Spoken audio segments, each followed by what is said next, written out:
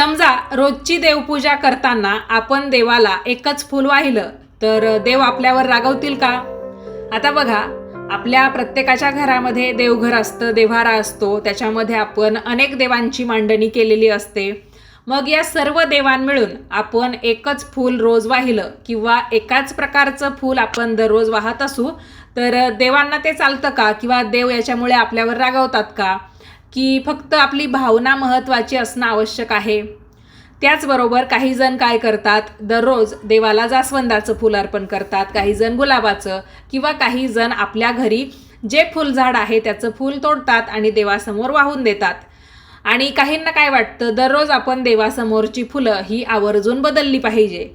पण धर्मशास्त्र याबद्दल नेमकं काय सांगतं आणि देवाला रोज एकच फूल वाहणं हे योग्य आहे का?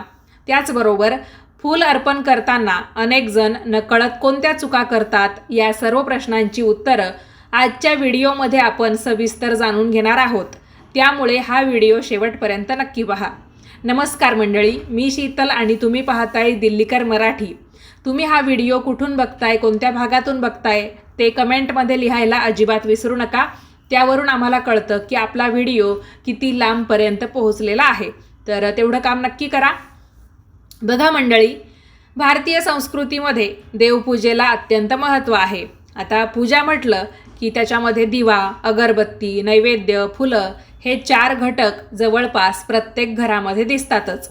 यापैकी फुलांना विशेष असं स्थान दिलं गेलं आहे. फूल म्हणजे सौंदर्य, फूल म्हणजे पवित्रता, फूल म्हणजे सुगंध आणि फूल म्हणजे निर्मळ भावनेचं प्रतीक. आणि म्हणूनच देवाला फुलं अर्पण करण्याची परंपरा हजारो वर्षांपासून चालत आलेली आहे. मात्र आजच्या धावपळीच्या जीवनामध्ये अनेकांना रोज वेगवेगळी फुलं आणणं काही शक्य होत नाही. काहींच्या अंगणामध्ये एकच झाड असतं, एखाद्याच्या घरी रोज जास्वंद मिळतं तर कुणाकडे मोगरा, काहींकडे गुलाब असतो. अशा वेळी अनेकांच्या मनात हा प्रश्न निर्माण होतो, मी रोज देवाला एकच प्रकारचं फूल वाहतो, हे योग्य आहे का? की आपण बाजारातून अनेक प्रकारची फुलं देवासाठी आणली पाहिजे. काही लोक म्हणतात की रोज फूल बदललं पाहिजे, तर काही म्हणतात की देवाला रोज एकच फूल वाहिलं तरीही चालतं. मग नेमकं खरं काय? धर्मशास्त्रामध्ये याचं उत्तर अतिशय सुंदर पद्धतीने दिलं आहे. आणि हे उत्तर ऐकल्यावर कदाचित तुमचा देवपूजेकडे पाहण्याचा दृष्टिकोनसुद्धा बदलून जाईल. आता आपण लगेच जाणून घेऊया की देवाला खरंच फुलाचा प्रकार महत्त्वाचा असतो की फक्त भक्ताची भावना. बघा, हिंदू धर्मामध्ये देवपूजेला अत्यंत पवित्र असं स्थान दिलं गेलं आहे. प्रत्येक भक्त आपल्या श्रद्धेनुसार देवाची पूजा करतो. कुणी दिवा लावतो, कुणी नैवेद्य अर्पण करतो, तर कुणी सुगंधी फुलांनी देवाला प्रसन्न करण्याचा प्रयत्न करत असतो. फुलं ही केवळ निसर्गाची सुंदर निर्मिती नाहीत, तर ती निर्मळ मन, निर्मळ भक्ती आणि निर्मळ समर्पणाचं प्रतीक मानली जातात. म्हणूनच आपल्या धर्मग्रंथांमध्ये देवाला फुले अर्पण करण्याची परंपरा सांगितली गेली आहे. आजच्या धावपळीच्या जीवनामध्ये प्रत्येकाला रोज वेगवेगळी फुलं मिळणं शक्य होत नाही किंवा आणणंही शक्य होत नाही. तर त्यामुळे काहींकडे जे काही फुलझाडं असतात, गुलाब, मोगरा, जाईजुई, शेवंती, कण्हेर, तर ती फुलं ते वाहण्याचा प्रयत्न करत असतात. तर बघा, फुलं अर्पण करण्यामागे फक्त सुगंध किंवा सौंदर्य नाही. देवाला फुलं अर्पण करण्याची परंपरा यासाठी सुरू झाली की धर्मशास्त्रामध्ये फुलांना शुद्धता, प्रेम, नम्रता आणि भक्तीचं प्रतीक मानलं गेलं आहे. जसं फूल उमलतं तेव्हा ते कोणताही भेदभाव करत नाही, त्याचा सुगंध सर्वांसाठी सारखाच असतो. त्याचप्रमाणे भक्ताचं मनही निर्मळ, स्वच्छ आणि निष्कपट असावं, हा संदेश फुलं आपल्याला देऊ पाहतात. म्हणूनच पूजा करताना फक्त देवासमोर फूल ठेवणं महत्त्वाचं नाही, तर मनातील अहंकार, मत्सर, राग आणि द्वेष दूर करून भक्तिभावाने पूजा करणं सर्वाधिक महत्त्वाचं आहे. आपल्या धर्मग्रंथांमध्येही अनेक ठिकाणी हे सांगितलेलं आहे की ईश्वराला भक्ताचा भाव प्रिय असतो. महागड्या वस्तू अर्पण केल्यामुळेच देव प्रसन्न होतात असं कुठेही सांगितलेलं नाही. याचाच एक सुंदर संदर्भ आपल्याला भगवद्गीतेमध्ये आढळतो. भगवान श्रीकृष्ण म्हणतात, पत्रम पुष्पम फलम तोयम यो मे भक्त्या प्रयच्छती. याचा अर्थ असा, जो भक्त मला श्रद्धेने एखादं पान, फूल, फळ किंवा पाणी अर्पण करतो, त्याचं अर्पण मी प्रेमाने स्वीकारतो. या श्लोकातून एक गोष्ट इथे स्पष्ट होते, देवाला फुलाची किंमत महत्त्वाची नसते, तर ते अर्पण करताना तुमच्या मनात असलेली श्रद्धा ही फार महत्त्वाची असते. म्हणूनच एखाद्या व्यक्तीकडे रोज वेगवेगळी फुलं नसली तरी त्याने निराश होण्याचं कारण अजिबात नाही. जर तुमच्याकडे रोज जास्वंदच उपलब्ध असेल आणि तुम्ही तेच फूल भक्तिभावाने अर्पण करत असाल तर धार्मिक दृष्टिकोनातून त्यात काहीही चुकीचं मानलं जात नाही. मात्र याचा अर्थ असा नाही की कोणतंही फूल कोणत्याही अवस्थेमध्ये देवाला वाहिलं तरी पण चालेल. धर्मशास्त्रामध्ये फुलं अर्पण करण्याबाबत काही नियमसुद्धा सांगितलेले आहेत. कोणती फुलं ताजी असावीत, कोमेजलेली फुलं चालतात का, जमिनीवर पडलेली फुलं अर्पण करावीत का, हे नियम जाणून घेणंसुद्धा तितकंच महत्त्वाचं आहे. म्हणून आपण आता लगेचच जाणून घेऊया फुलं अर्पण करताना कोणत्या गोष्टींची काळजी घ्यावी, कोणत्या चुका टाळाव्यात. तर बघा, आपण या प्रश्नाकडे वळूया ज्यासाठी अनेक जण हा व्हिडिओ पाहत आहेत. देवाला रोज एकच फूल वाहिलं तर चालतं का? याचं उत्तर हो आहे. श्रद्धेने आणि शुद्ध भावनेने अर्पण केलं गेलेलं फूल हे चुकीचं मानलं जात नाही, हे भक्तीचं प्रतीक मानलं जातं. धर्मशास्त्रामध्ये अशी कोणतीही सक्ती केलेली नाही की दररोज देवाला वेगळंच फूल अर्पण केलं पाहिजे. या उलट शास्त्रांमध्ये भक्ती, शुचिर्भूतता आणि भावना यांना अधिक महत्त्व दिलेलं आहे. समजा तुमच्या अंगणामध्ये जास्वंदाचं झाड आहे आणि तुम्ही रोज झाडाला जी काही फुलं येतात त्यातून एक फूल तोडतात आणि भगवान गणेशाला किंवा देवीला अर्पण करतात. किंवा तुमच्या बागेमध्ये रोज मोगरा उमलतो आणि तुम्ही तोच भगवान विष्णू किंवा श्रीकृष्णाला वाहता. अशा परिस्थितीमध्ये त्यात काहीही चुकीचं नाही. तुमच्या झाडाला एकच फूल आलेलं असेल, तुम्ही ते सर्व देवांच्या मिळून एकच वाहिलं तरीही चालेल. किंवा अनेक फुलं आलेली असतील एकाच झाडाला तर तुम्ही ती तोडली आणि सर्व देवांसमोर एकाच प्रकारची ती अनेक फुलं, म्हणजे गणपती असेल, देवी असतील, बाळकृष्ण असतील, या सर्व देवांना तुम्ही एकाच प्रकारचं ते फूल वाहिलं तरीसुद्धा चालणार आहे. जसं की मोगरा उमलला आहे तर सर्व देवांना तुम्ही एक एक मोगरा वाहिला तरीसुद्धा चालेल. तर भावना सर्वात महत्त्वाची आहे, हेच यामागे सांगण्याचा प्रयत्न आहे. कारण देवाला माहिती असतं की भक्त आपल्या क्षमतेनुसार आणि प्रेमाने हे फूल आपल्याला अर्पण करतो, तर आपण ते स्वीकार करूया. आपल्या पूर्वजांनी सुद्धा एक गोष्ट नेहमी सांगितलेली आहे, ईश्वराला वस्तूंपेक्षा भावना अधिक प्रिय असते. परंतु याचा अर्थ असा नाही की पूजेमध्ये निष्काळजीपणा चालतो. उदाहरणार्थ, कालचं कोमेजलेलं फूल पुन्हा देवाला वाहणं, दुर्गंधी आलेली फुलं अर्पण करणं किंवा फुलं अस्वच्छ ठिकाणी ठेवून तीच देवाला वाहणं हे कुठेतरी चुकीचं आहे, हे योग्य मानलं जात नाही. पूजेसाठी शक्यतो ताजी, स्वच्छ आणि सुगंधी फुलं वापरावीत अशी परंपरा सांगितली गेली आहे. जर रोज नवीन फूल उपलब्ध असेल तर अतिउत्तम, पण उपलब्ध नसेल म्हणून पूजा अपूर्ण राहते असं मानण्याचं कारण नाही. आजकाल काही लोक म्हणतात देवाला रोज तेच फूल वाहिलं तर देव रागवतात, पण अशा विधानाला धर्मशास्त्रामध्ये स्पष्ट आधार आढळत नाही. अशा अनेक गोष्टी या लोकपरंपरा किंवा स्थानिक समजुती असू शकतात. त्यामुळे अशा गोष्टी ऐकताना विवेकाने विचार करणं सर्वाधिक आवश्यक आहे. धर्माचा मुख्य संदेश हा आहे की श्रद्धा असावी पण अंधश्रद्धा अजिबात नसावी. मात्र इथे आणखी एक प्रश्न निर्माण होतो की जर रोज देवाला एकच फूल वाहनं चालत असेल तर मग वेगवेगळ्या देवांना वेगवेगळी फुलं का अर्पण केली जातात? जसं की भगवान शिवांना धतुरा किंवा बेलपत्र वाहिलं जातं, गणपतीला जास्वंद, दुर्वा आणि श्रीहरी विष्णूंना तुळस का प्रिय मानली जाते? यामागचं धार्मिक आणि पौराणिक कारण आपण आता लगेचच पुढच्या भागात जाणून घेऊया. मंडळी, जर देवाला भक्ताची भावना महत्त्वाची असेल तर मग प्रत्येक देवतेसाठी वेगवेगळी फुलं आणि पत्र का सांगितली गेली आहेत? भगवान शिवांना बेलपत्र वाहनं चालतं किंवा धतुरा जे काही फूल असेल, फळ असेल ते आपण वाहतो. गणपती बाप्पांना दुर्वा आणि जास्वंदाचं फूल किंवा झेंडूचं फूल फार तर फार आपण वाहतो. भगवान विष्णूंना तुळस वाहिली तर बाकी कोणतीही फुलं नाही वाहिली तरी पण चालतं असं म्हणतात. तर देवीला लाल जास्वंद किंवा लाल रंगाची फुलं अर्पण करण्याची परंपरा का आहे? यामागे केवळ नियम नाहीत तर पौराणिक कथा, प्रतिकात्मक अर्थ आणि धार्मिक परंपरा आहेत. मग त्यानुसारच आपण त्याचं पालन करत असतो.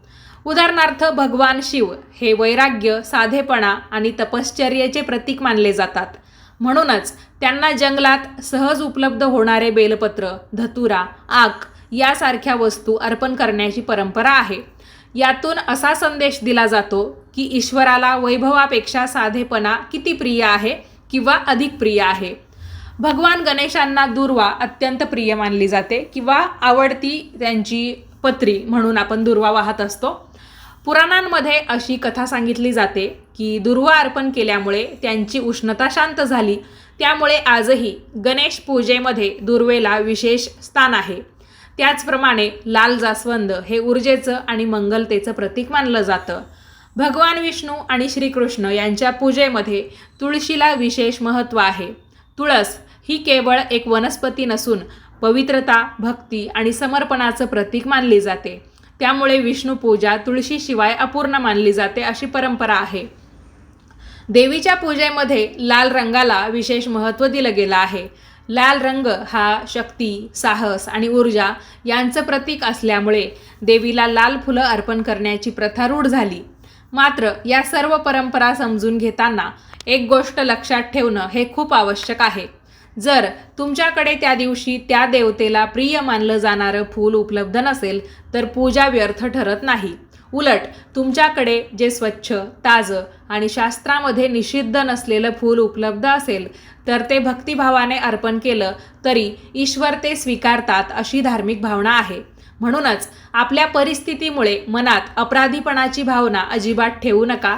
देवाला आपल्या मनातील श्रद्धा दिसते, फुलांची संख्या किंवा त्याची किंमत नाही. मात्र इथे एक महत्त्वाचा प्रश्न हा उरतो की अशी कोणती फुलं आहेत जी काही देवतांना अर्पण करू नयेत अशी परंपरा आपल्याला सांगितली जाते. त्यामागचं कारण काय हे आपण लगेचच सविस्तरपणे पाहूयात. मंडळी, आता आपण त्या चुका जाणून घेऊयात ज्या अनेक भक्त नकळत करत असतात. सर्वप्रथम तर एक गोष्ट लक्षात ठेवा, देवाला अर्पण केलेलं फूल महागडं असण्याची अजिबात गरज नाही, पण ते स्वच्छ, ताजं आणि श्रद्धेने अर्पण केलेलं असावं. धर्मशास्त्र आणि पूजेच्या परंपरांमध्ये फुलं अर्पण करताना काही गोष्टींची काळजी घेण्यास सांगितलेलं आहे. देवपूजेसाठी शक्यतो ताजी आणि प्रसन्न फुलं वापरावीत. कोमेजलेली, सुकलेली किंवा दुर्गंध आलेली फुलं अर्पण करणं हे योग्य मानलं जात नाही. यामागील हेतू असा की देवाला आपण सर्वोत्तम भावनेने फूल अर्पण करावं. जर फूल स्वतःहून जमिनीवर पडलेलं असेल तर ते पूजेसाठी वापरणं अनेक परंपरांमध्ये टाळलं जातं, कारण ते अशुद्ध झालं असण्याची शक्यता असते. पण ते फूल जर चांगलं असेल, तुम्ही ते धुवून देवपूजेसाठी वापरणार असाल तर नक्कीच तुम्ही ते वापरू शकता. दुसऱ्याच्या बागेतून परवानगीशिवाय फुलं तोडू नयेत, कारण ही गोष्ट धर्मा इतकीच नैतिकतेशी सुद्धा संबंधित आहेत. पूजेसाठी असलं तरी दुसऱ्याची वस्तू आपण परवानगीशिवाय घेणं योग्य नाही. देवाला अर्पण केलेली वस्तू ही प्रामाणिक, त्याचबरोबर योग्य मार्गाने मिळालेली असावी अशी शिकवण आपल्या हिंदू धर्मसंस्कृतीमध्ये आहे आणि आपण ती पाळावीच. सजावटीसाठी कृत्रिम फुलं वापरली जाऊ शकतात, मात्र नैवेद्य किंवा पूजेमध्ये अर्पण करण्यासाठी नैसर्गिक फुलांनाच प्राधान्य दिलं जातं. आता काही जण चांदीचं फूल बनवून घेतात, सोन्याचं फूल बनवून घेतात किंवा तांब्याचं पण फूल बनवून घेतात. तर माझ्या मते ती फुलंसुद्धा बनवण्याची काहीच आवश्यकता नाही आहे. काहींना असं वाटतं की आपल्याला रोज फुलं भेटत नाही, म्हणून आपण काय करू की एखाद्या धातूचंच फूल देवासाठी बनवून घेऊ आणि मग कायमस्वरूपी देवाजवळ ते फूल राहील. पण बघा, त्या चांदीच्या फुलाला, सोन्याच्या फुलाला किंवा तांब्याच्या फुलाला वास येणार आहे का? सुगंध येणार आहे का त्या फुलाचा? समजा तुम्ही मोगऱ्याचं चांदीचं फूल बनवून घेतलं आणि तुम्ही ते देवीला वाहिलं किंवा भगवान शिवांच्या पिंडीवर म्हणजे शिवलिंगावर ते वाहिलं, तर त्या चांदीच्या मोगऱ्याचा सुगंध येणार आहे का? नाही ना. त्याच्यामुळे मोगरा याची किंमत ही किंवा त्याचा जो सुवास आहे तो आगळा वेगळा आहे, तो बाकी कोणत्याही फुलात नाही. प्रत्येक फूल हे वेगवेगळ्या सुवासाने बहरतं, वेगवेगळा सुवास घेऊन ते जन्माला येतं. त्यामुळे आपण म्हणतो ना, प्रत्येक माणूस महत्त्वाचा आहे आणि प्रत्येक माणूस हा युनिक आहे. म्हणजे प्रत्येकामध्ये वेगवेगळ्या क्वालिटी आहे, प्रत्येकामध्ये वेगवेगळे गुण आहे आणि आपल्यासारखा दुसरा माणूस नसणारच आहे. कारण आपण जसं आहे तसा समोरचा असेलच असं नाही. याचा अर्थ आपण चांगले दुसरा वाईट असं नाही. त्याचप्रमाणे एखादं जे फूल असतं त्याच्यासारखं दुसरं फूल असू शकत नाही, याचा अर्थ त्याचा गुण वेगळा असू शकतो, त्याचा सुवास वेगळा असू शकतो, त्याचा रंग आकार सगळंच तर काही वेगळं असू शकतं. म्हणूनच प्रत्येक फूलसुद्धा युनिक आहे आणि मग आपण नैसर्गिक फुलांनाच देवाला अर्पण करण्याला प्राधान्य द्यावं. कोणत्याही धातूची फुलं आपण बनवत नाही बसली, त्याच्यावर पैसा नाही खर्च केला तरीही चालेल. शेवटी मी तुम्हाला काय सांगू इच्छिते की आपला भाव महत्त्वाचा आहे, तर तोच आपण पाळावा. बघा, अनेक ठिकाणी स्नानानंतर स्वच्छ मनाने आणि झाडाचं नुकसान न करता फुलं तोडण्याची परंपरा आहे आणि यामागचा उद्देश निसर्गाचा आदर करणं हाच आहे. मंडळी, इथे एक गोष्ट पुन्हा लक्षात घेणं आवश्यक आहे. धर्माचा उद्देश भीती निर्माण करणं नाही, कारण देव हा भक्तीचा विषय आहे, भीतीचा नाही. हे मी तुम्हाला अनेक व्हिडिओंमधून सांगण्याचा प्रयत्न केलेला आहे. जर एखाद्या दिवशी तुमच्याकडे फुलच नसेल तर याचा अर्थ तुमची पूजा स्वीकारली जाणार नाही असा अजिबात नाही. अनेक संतांनी सांगितलेलं आहे की निर्मळ मनाने केलेली प्रार्थना ही हजारो फुलांपेक्षा श्रेष्ठ असते. म्हणूनच आपल्या परिस्थितीनुसार शक्य तेवढ्या श्रद्धेने आणि शुचिर्भूततेने पूजा करणं हेच खरं महत्त्वाचं आहे. मग या संपूर्ण विषयाचा निष्कर्ष काय? जेवढं आपण आत्तापर्यंत ऐकलं तर यातून आपण नेमकं काय घ्यायचं आहे, कोणत्या गोष्टी लक्षात ठेवायच्या आहे, तर याचं स्पष्ट उत्तर आपण या व्हिडिओच्या शेवटच्या भागात जाणून घेऊया. मंडळी, आजच्या व्हिडिओमधून आपण एक महत्त्वाची गोष्ट समजून घेतली. देवाला रोज एकच फूल वाहिलं तर चालतं का? धार्मिक परंपरा आणि उपलब्ध शास्त्रीय संदर्भानुसार हो. जर ते फूल स्वच्छ, ताजं आणि भक्तिभावाने अर्पण केलेलं असेल तर रोज एकच फूल वाहण्यामध्ये काहीसुद्धा गैर मानलं जात नाही. धर्मशास्त्रामध्ये असा कोणताही नियम सांगितलेला नाही की देवाला दररोज वेगळंच फूल अर्पण केलं पाहिजे. प्रत्येक देवतेला काही विशिष्ट फुलं किंवा पत्री या प्रिय मानल्या जातात. ही परंपरा आहे, पण याचा अर्थ मुळीच असा नाही की तीच उपलब्ध नसतील तर देव आपली पूजा स्वीकारतच नाही. लक्षात ठेवा, देवाला फुलांची संख्या, रंग किंवा किंमत महत्त्वाची नसते. देवाला महत्त्वाची असते ती भक्ताच्या मनातील श्रद्धा, प्रेम आणि समर्पण. जर तुमच्या अंगणामध्ये रोज एकच फूल उमलत असेल, एकाच प्रकारचं फूल उमलत असेल तर तेच फूल देवाला प्रेमाने अर्पण करा. त्यामध्ये जास्वंद, गुलाब, मोगरा, जाईजुई, शेवंती जो काही प्रकार तुमच्या अंगणामध्ये उमलत असेल तोच तुम्ही भक्तिभावाने देवापुढे वाहिलात तरी पण चालेल. आणि जर एखाद्या दिवशी फुलच नसेल तर मनापासून केलेली प्रार्थना व्यर्थ जात नाही. भगवान श्रीकृष्णांनी भगवद्गीतेमध्ये सुद्धा भक्तीला सर्वात जास्त महत्त्व दिलेलं आहे. श्रद्धेने अर्पण केलेली अगदी साधी वस्तू देखील ईश्वर प्रेमाने स्वीकारतात असा सुंदर संदेश आपल्याला ते देतात. मात्र पूजा करताना काही गोष्टी नेहमी लक्षात ठेवा. शक्यतो ताजी आणि स्वच्छ फुलं वापरा. कोमेजलेली, सडलेली, सुकलेली फुलं अर्पण करणं टाळा. काही जण फ्रीजमध्ये फुलं ठेवतात, तर असं करणं खरं तर खूप चुकीचं आहे. पण आता काही वेळा आपल्याला पर्याय नसतो, तर असंही तुम्ही करा, पण नेहमीच करू नका. असंच मी तुम्हाला सांगेल की कधीतरी चालेल, पण नेहमीच तुम्ही हाच प्रकार करत असाल तर ते सुद्धा चुकीचंच आहे. कारण ती फुलं कधी तोडलेली असतील आणि फ्रीजमध्ये, मग तुम्ही फ्रीजमध्ये काहीसुद्धा म्हणजे काही वस्तू ज्या असतात त्या आपण वर्षानुवर्ष, काही महिने जर टिकवू शकतो, दीर्घकाळ टिकवू शकतो, तर काही जण फुलंसुद्धा 6 महिन्याची एकदाच घेऊन येतील. मग फुलंच आणायला नको आणि फुलझाडं पण लावायला नको. तर असं काही करू नका.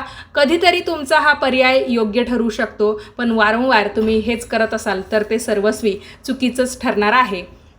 बघा, दुसऱ्याच्या बागेतून परवानगीशिवाय फुलं तोडू नका. आणि सर्वात महत्त्वाचं म्हणजे पूजा ही केवळ एक विधी न राहता आपल्या मनाला शुद्ध करणारी साधना बनली पाहिजे. कारण हातात फूल असणं ही पूजा नाही, मनात भक्ती असणं हीच खरी पूजा आहे. याच विचाराने आजचा व्हिडिओ आपण थांबवूया.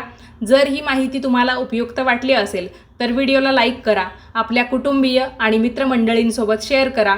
तसेच धर्म, पूजा, व्रत, वास्तू, हिंदू संस्कृती आणि अशाच माहितीपूर्ण विषयांवरील व्हिडिओ पाहण्यासाठी आजच दिल्लीकर मराठी चॅनलला सबस्क्राईब करा.